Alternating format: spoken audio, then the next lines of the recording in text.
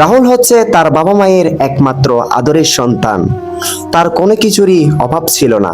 সে যা চাইতো হাত বাড়ালেই তা পেয়ে যেত। তার আনন্দেরও কোনো শেষ ছিল না।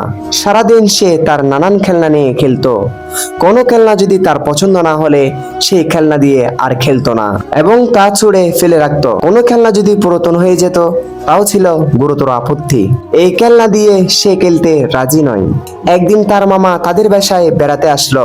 তিনি রাতুলের এসব দেখে অনেক কষ্ট পেলেন।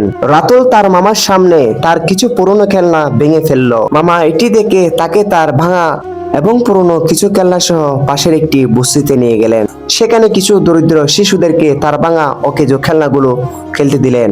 রাতুল দেখে সস্তম্ভিত হয়ে গেল। সে যেসব খেলনা ছুঁয়ে দেখতে চায় নাই তা অনেকের কাছে সাত রাজার ধনের মতো। খেলনার জন্য তারা হুড়োহুড়ি এবং হালকা করে ঝগড়াও শুরু করলো একে অপরের সাথে। এটি দেখে রাতুল তার ভুল বুঝতে পারলো। সে ঠিক করলো যে তার যা আছে তা সুন্দর করে ব্যবহার করবে, কোনো কিছুই অকারণে অবহেলায় নষ্ট করবে না। কিছু টাকার পরে আরো কিছু বেশি পাওয়ার জন্য চিৎকার চেঁচামেচি করবে না, কেননা যা তার কাছে আছে ছোট বলে মনে হয়, তা অনেকের কাছে ছুঁয়ে দেখার মতো সৌভাগ্য পায় না। আসুন আমরা আমাদের কাছে যা সুষ্ঠু আছে এবং তা পরিপূর্ণ ব্যবহার করি। কিছু নষ্ট করার আগে একবার ভেবে দেখি তাদের কথা, যারা তাদের প্রয়োজনটুকুই পাচ্ছে না। নিজের জন্য যতটুকু প্রয়োজন তা থাকলে বাড়তিটুকু, বিশেষ করে যেসব বস্তু আমরা অবহেলায় ফেলে রাখি, তা অন্যদের দিই।